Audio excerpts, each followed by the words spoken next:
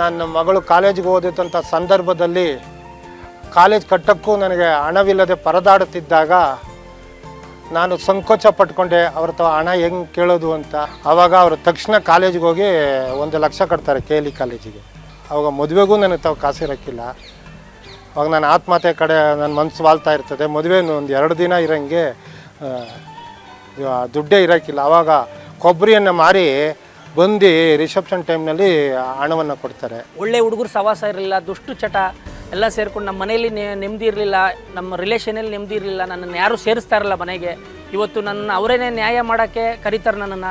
ಆ ಮಟ್ಟಕ್ಕೆ ನಮ್ಮ ನಾರಾಯಣಗೌಡರು, ನಮ್ಮ ರಕ್ಷಣಾ ವೇದಿಕೆ ನನಗೆ ಒಂಥರ ಭಿಕ್ಷೆ ಅಂತ ಹೇಳ್ಬೋದು. ನಾನು ಇದ್ದಿದ್ದು ಇದರಲ್ಲಿ ಯಾವುದಾರೋ ಒಬ್ಬ ರಾಜಕೀಯ ಪಕ್ಷದವನಿಗೆ ಏನಾದರೂ ನಾನು ಸಿಕ್ಕಿದ್ದಿದ್ರೆ ನನ್ನನ್ನು ಕೆಟ್ಟದಾಗಿ ಯೂಸ್ ಮಾಡಿಕೊಂಡು ನನ್ನ ಲೈಫ್ನೇ ಹಾಳು ಮಾಡಿಬಿಡ್ತಾಯಿದ್ರು. ಆದರೆ ಇವತ್ತು ನಮ್ಮ ರಾಜ್ಯಾಧ್ಯಕ್ಷರು ಅವರು ಒಬ್ಬ ರೈತನ ಮಗನಾಗಿ ಹುಟ್ಟಿ ನಮ್ಮ ಹುಡುಗರ ಕಷ್ಟ ಏನಂತ ಗೊತ್ತಿದ್ದು ಇವತ್ತು ನನ್ನ ಒಳ್ಳೆ ದಾರಿಗೆ ತಂದರು.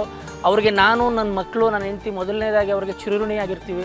4 ಜನ ಗೂಂಡಾಗಳು ನನ್ನ ಮೇಲೆ ಅಲ್ಲೇ ನಡೆದಂಥ ಸಂದರ್ಭದಲ್ಲಿ ಮಾರನೇ ದಿವಸ ನನಗೆ ರಕ್ಷಣೆಯಾಗಿ ನಿಂತು ನನ್ನ ಮನೆಯ ಸುತ್ತ ಸ್ನೇಹಿತರ ತಂಡವನ್ನು ಬಿಟ್ಟು ನನ್ನ ರಕ್ಷಣೆಗೆ ನಿಂತಂಥದ್ದು. ಯಾಕೆ ಈ ಮಾತನ್ನು ಹೇಳ್ತೀನಿ ಅಂತಂದರೆ, ಕಾರ್ಯಕರ್ತರ ನೋವು, ಕಾರ್ಯಕರ್ತರಿಗೆ ಆದಂಥ ಆಘಾತಗಳಿಗೆ ಸದಾಕಾಲ ಅವರು ಶ್ರೀರಕ್ಷೆಯಾಗಿ ನಿಂತಂಥ ಕ್ಷಣಗಳನ್ನು ನಾವು ಮರೀಲಿಕ್ಕಾಗಲ್ಲ. ವಿಶೇಷವಾಗಿ ಹೇಳಬೇಕು ಅಂತಂದರೆ, ನಾರಾಯಣಗೌಡರು ನನ್ನ ಸಾಹಿತ್ಯವನ್ನು ಕಂಡು, ನನ್ನ ಬರವಣಿಗೆಯನ್ನು ಕಂಡು, ಅವರ ಜೀವನ ಚರಿತ್ರೆ, ಅವರ ಹೋರಾಟದ ಬದುಕನ್ನು ಕುರಿತಾದಂಥ ಸಿಂಹಗರ್ಜನೆಯ ಪುಸ್ತಕವನ್ನು ಬರೀಲಿಕ್ಕೆ ನನಗೆ ಅವಕಾಶವನ್ನು ಕೊಟ್ಟಂಥದ್ದು ನನ್ನ ಬದುಕಿನಲ್ಲಿ ಮರೆಯಲಾರದ ಘಟನೆ ಅದಾಗಿದೆ.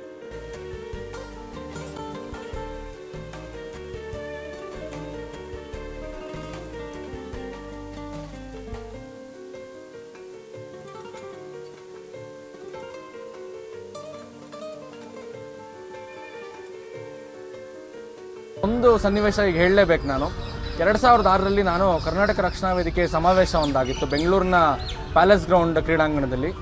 ಸರಿಸುಮಾರು ಸಮಾವೇಶ ಮುಗಿಯೋ ಹೊತ್ತಿಗೆ 11:30 ರಾತ್ರಿ ಆಗಿತ್ತು. ಎಲ್ಲ ಕಾರ್ಯಕ್ರಮಗಳು ಮುಗಿದು ಬೇರೆ ಜಿಲ್ಲೆ ಕಾರ್ಯಕರ್ತರೆಲ್ಲ ಅವತ್ತು ವಾಪಸ್ ಊರುಗಳಿಗೆ ಹೊರಡ್ತಿದ್ರು.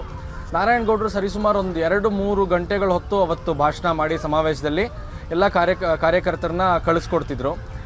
ಎಷ್ಟು ಆಯಾಸ ಆಗಿತ್ತು, ಅವ್ರ ಮನಸ್ಸಲ್ಲಿ ಎಷ್ಟು ಆಯಾಸ ಕಾಣಿಸ್ತಿತ್ತು ಅಂದರೆ, ಅವರು ಕಾರ್ಯಕರ್ತರಲ್ಲೆಲ್ಲ ಪ್ರತಿಯೊಂದು ಬಸ್ ಹತ್ರ ಹೋಗಿ, ಊಟ ಮಾಡಿದ್ರ ನೀವು, ರಾತ್ರಿ ಇಲ್ಲೇ ಉಳ್ಕೊಳ್ಬೇಕಂದ್ರೆ ಜಾಗ ಬೇಕಿದೆಯಾ ನಿಮಗೆ, ಅಥವಾ ನಿಮ್ಮ ಜಿಲ್ಲೆಗೆ ನೀವು ಇವತ್ತು ಹೊರಡಕ್ಕೆ ವ್ಯವಸ್ಥೆ ಆಗಿದೆಯಾ, ಆಗಿಲ್ಲ ಅಂದರೆ ಮಾಡಿಕೊಡೋಣ ವ್ಯವಸ್ಥೆ ಅಂತ ಕೇಳಿದ್ದು ನಿಜವಾಗ್ಲೂ ನನ್ನ ಮೈ ಕಂಪಿಸ್ತು ಅವತ್ತು.